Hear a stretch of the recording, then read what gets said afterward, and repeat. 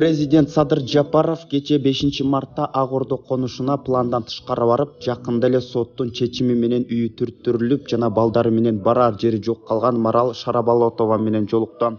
Бул тууралуу президенттин басма сөз катчысы Эрбал Султанбаев Фейсбуктагы баракчасы аркылуу билдирди. Ал маалымдагандай, бул кабар коомчулукта чоң резонанс жаратып, буга байланыштуу мамлекет башчысы маселени ичеринде териштирүүнү чечкен. Садыр Жапаров окуянын чоо жайын сураштырып, жергиликтүү тургундар менен барлашты. Аялдын үй бүлөсү жер тилкесин 10 жылдай мурун ишеним кат менен сатып салган. Үйдө жолдошу жана жашы жетелик 4 баласы менен жашап келген. 2017-жылы мораторий маалында ушул эле тилкеге башка тараптар кызыл китеп алышкан. Соттук органдар аялдан курулуш мыйзамсыз деп таап, аны бузуу чечимин кабыл алышкан. Абийирсиз тараптардын ишмердүүлүгүнүн натыйжасында бул сыяктуу көйгөй көпчүлүк жарандарда болууда, дейт Султанбаев. Ал кошумчалагандай, президент териштирүү жүргүзүү жана бардык күнөөлүүлөрдү жоопкерчиликке тартуу тапшырмасын берген. Эми мындай, мен мына атайын ген прокурорду эшитип келдим. Таанышыңарбы, тааныбайсыңар, Курмангул Тулушев. Атайын силерден бир сыйра, бир принцип үстүнөн билебиз, уже билдик кандай болгон, эмне болгон дегендей. Министрлер кабинети үйсүз калган 4 баланын энесине жаңы үй куруп берүүнү убадалашты. 1-мартта социалдык тармакта Ак Ордо конушундагы үй бүлөнүн турак жайын күч менен бузуп салышкан видеосу тараган. Анда үйдүн кожойкеси президенттен жардам сурап кайрылган. Бул окуя социалдык тармактарга жарыялангандан кийин министрлер кабинетинин башчысы Акылбек Жапаров комментарийге жардам беребиз деп жазган. Андан соң социалдык тармактарда Жапаровдун кеңешчиси Урмат Токтожумаев кече окуя болгон жерге келген деген маалымат пайда болду. Ал министрлер кабинетинин башчысына абалды айтып, үй бүлөгө жаңы үй салып берүүнү убада кылышкан. Эскерте кетсек, 1-мартта жогорку соттун чечимине таянып, сот аткаруучулар Марал Шабалотованын үйүн бузган. Ал эми 2018-жылдан бери аны менен жер талашып соттошуп келе жаткан кошунасы Толкун Самудинова жеринен кызыл китеби бар экенин айтып, кошунасы анын жерине үй салып алганын билдирген. Ал эми 4-мартта бул окуя боюнча маалымат президент Садыр Жапаровго жетип, мамлекет башчы өз көзөмөлүнө алуу менен бирге тийиштүү тапшырмаларды бергени кабарланган. Мыйзам бузган тарап жоопко тартыла турганы айтылган.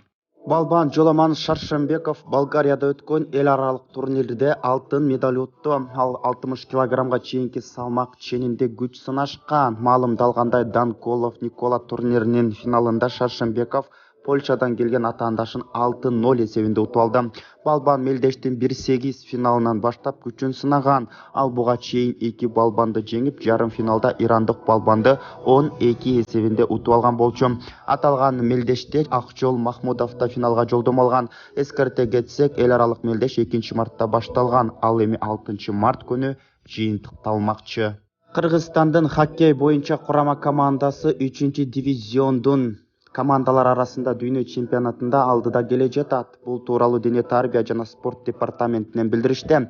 Маалымдалгандай, 3-мартта кыргызстандыктар Ирандын курама командасы менен беттешип 18-0 эсебинде ишенимдүү түрдө жеңишти камсыздай алышты. 4 турдун жыйынтыгы боюнча курама команда мүмкүн болгон 12 балдан 12 балга ээ болушкан. Ошентип алар 3-дивизиондун Б группасы командаларынын арасындагы дүйнөлүк чемпионатында алдыда келе жатышат. Белгилей кетсек, турнир ушул күндөрү Сараево шаарында Босния жана Герцеговина 6 команданын катышуусунда өтүүдө. Президенттин Ош облусундагы өкүлү Зиядин Жамалдинов, транспорт жана коммуникациялар министри Тилек Текебаев жана тиешелүү мекеме жетекчилери менен биргеликте Ош Ноокат Разаков унаа жолун оңдоп түзөө иштери менен таанышып чыкты. Бул туурасында өкүлчүлүктүн басма сөз кызматы кабарлайт. Маалымдалгандай, учурда аталган жолду оңдоп түзөө иштери кызуу жүрүүдө. Белгилей кетсек, президент Садыр Жапаровдун тапшырмасы менен Ош Ноокат Разаков жолунун кооптуу участоктарында оңдоп түзөө иштери мындан бир нече күн мурун башталган. Айгүл Жапарова аял затынын бүгүнкү күндөгү ролу тууралуу оюн айтты. Ал Москвада Кыргызстан аялдар кеңешинин мүчөлөрү менен жолугушту. Учурда канайым Москвада Кыргызстан менен Россиянын аялдарынын келечеги үчүн диалогу аттуу форумунда жүрөт. Аял затынын негизги орду эне болуу, балдарды татыктуу тарбиялоо, үй бүлөдөгү коломтотун жандыруу жана сактоо экенин баарыбыз жакшы билебиз. Айымдардын уникалдуулугу мына ушунда. Заманга төп келген аял заты бул негизги миссияларын аркыл тармакта жасаган карьера менен чебер айкалыштырып, олуттуу ийгиликтерге жетип жатканы мени абдан кубандырат.